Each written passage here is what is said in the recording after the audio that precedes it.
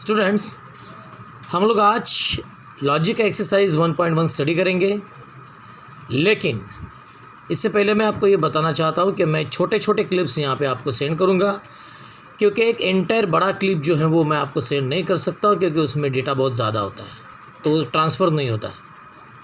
इसलिए छोटे छोटे यानी मैं हिस्सों में ये आपको सेंड कर रहा हूँ। देखना, question number 1, state which of the following are statement. कहाँ है कि क्वेश्चन नंबर 1 में ऐसा पूछा है कि वो जो नीचे दिए हैं वो कौन से स्टेटमेंट्स हैं, आपको जस्टिफाई करना है, पहचानना है आपको, और अगर वो स्टेटमेंट हैं तो आपको उसकी ट्रूथ वैल्यू लिखनी है। तो देख लेना क्वेश्चन नंबर 1, 5 + 4 = 3। पहले तो आपको ये देखना है कि ये स्टेटमेंट है क्या। तो स्टेटमेंट वही होता है जो असर्शन होता है जो डिक्लेरेशन होता है और जिसमें कोई इन्फॉर्मेशन कैरी होता है। बाकी के जो सेंटेंसेस हैं, जैसे कि एक्सक्लामेटरी सेंटेंस हैं, इम्परेटिव हैं, इंट्रोगेटिव हैं, तो ये जो है ये सेंटेंस कभी स्टेटमेंट नहीं होता है। स्टेटमेंट वही होता है जो डिक्लेरेशन है, कोई डिक्लेयर किया है, जहाँ पे कोई इन्फॉर्मेशन हमें दिया है, that statement is the statement, that sentence is the statement.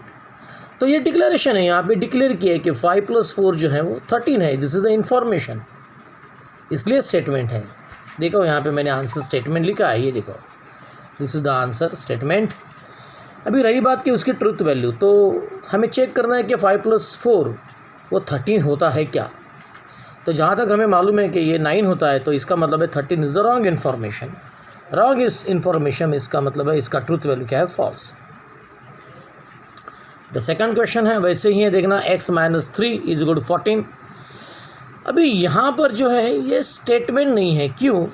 क्योंकि ये जो सेंटेंस है, इस सेंटेंस में एक बात नहीं दी है, वो है x का वैल्यू, यानी इस इक्वेशन को सेटिस्फाई करने वाला x का वैल्यू यहाँ पे दिया नहीं है। तो ये जो मैथमेटिकल एक्सप्रेशन है, this is not the statement, this is only open sentence, it is the open sentence. इस टाइप के सेंटेंस को हम लोग कहते हैं ओपन। यहाँ पे x का वैल्यू नहीं दिया है, तो ओपन सेंटेंस जो है वो कभी स्टेटमेंट नहीं होता है, इसलिए इसे हम कहेंगे कि नॉट अ स्टेटमेंट। अभी जबकि ये स्टेटमेंट नहीं है तो इसका ट्रूथ वैल्यू देने का सवाल नहीं आता, यानी इसको ट्रूथ वैल्यू नहीं रहेगा। क्वेश्चन नंबर 3 देखना, यहाँ पे क्लोज द डोर। अभी close the door, it is the kind of imperative sentence, grammar English grammar का है, तो ये इम्परेटिव सेंटेंस है, इसका मतलब है स्टेटमेंट नहीं होगा, इसलिए मैंने लिखा है नॉट अ लॉजिकल स्टेटमेंट और नॉट अ स्टेटमेंट। सिंपली आप स्टेटमेंट भी लिखोगे तो भी चलेगा। क्वेश्चन नंबर 4 देखना, यहाँ पे 0 इज़ अ कॉम्प्लेक्स नंबर। अभी ये जो ये असर्शन किया है, ये डिक्लेरेशन है, इसलिए स्टेटमेंट है, इसलिए मैंने आंसर लिखा है स्टेटमेंट। अच्छा, ये स्टेटमेंट अभी सही है कि गलत है, नहीं है, ट्रू है कि फॉल्स है, ये हमें चेक करना है। तो देखना, 0 ये कॉम्प्लेक्स नंबर होता है, इसलिए ये इसका ट्रूथ वैल्यू t है। अभी 0 कॉम्प्लेक्स नंबर कैसे होगा? अगर हम 0 लिखेंगे तो 0 को हम लोग ऐसे लिख सकते हैं, 0 + 0 i। सो कॉम्प्लेक्स नंबर का फॉर्म हमेशा क्या होता है कि a + bi, इसलिए 0 कॉम्प्लेक्स नंबर है। नेक्स्ट देखना है यहाँ पे, please get me the breakfast. अभी ये जो है ये भी तो इम्परेटिव स्टेटमेंट है, इसमें रिक्वेस्ट किया है, इसलिए it is not a statement. फिर दिया है कि कॉन्ग्रुएंट ट्रायंगल्स आर सिमिलर। अभी कॉन्ग्रुएंट ट्रायंगल्स का मतलब है जिसके करस्पॉन्डिंग एंगल्स इक्वल हैं और जिसके करस्पॉन्डिंग साइड्स इक्वल हैं। तो कॉन्ग्रुएंट ट्रायंगल सिमिलर होते हैं, इसलिए, और ये स्टेटमेंट है, it is the declaration, assertion, इसका ट्रूथ वैल्यू रहेगा t, ये ट्रू है। बाद में दिया है कि x² = x, यहाँ पे x का वैल्यू डिफाइन नहीं किया, इसका मतलब है ओपन सेंटेंस है, it is not a statement. इसके बाद नेक्स्ट क्वेश्चन देखना, a quadratic equation can not have more than 2 roots. अभी ये डिक्लेरेशन है कि हाँ, इन्फॉर्मेशन दी है कि क्वाड्रेटिक इक्वेशन को 2 से ज़्यादा रूट नहीं होते, तो इट इज़ अ स्टेटमेंट।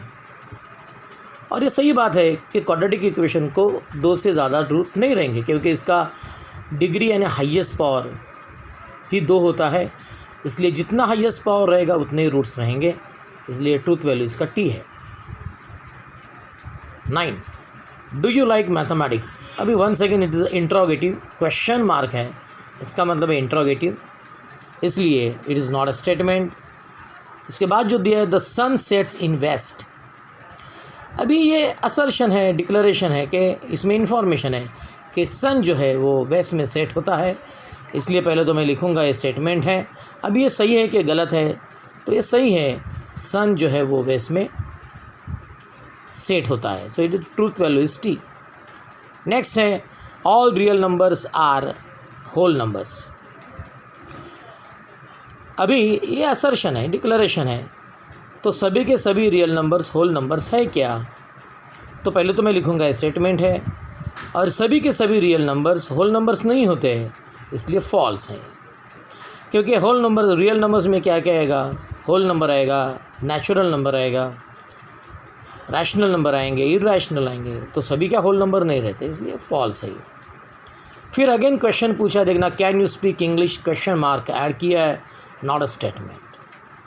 इसके बाद में this is the 8th statement, देखना, सॉरी 8 नहीं है 13 है, x² - 6x - 7 = 0। अभी यहाँ पे x का वैल्यू डिफाइन किया है, इसका मतलब है ओपन सेंटेंस नहीं है, स्टेटमेंट है। अभी आपको सिर्फ चेक करना है कि ये ट्रू है कि फॉल्स है, तो x का वैल्यू अगर आप इसमें पुट करोगे इक्वेशन में, तो आपको राइट हैंड साइड का वैल्यू मिलना चाहिए, यानी LHS = RHS मिलना चाहिए। आप चेक करो, देखो 7 का स्क्वायर 49 - 6 × 7 42, तो 49 - 42 यानी 7 7 - 7 = 0, तो ये सेटिस्फाई कर रहा है, इसका मतलब है इसका ट्रूथ वैल्यू है टी।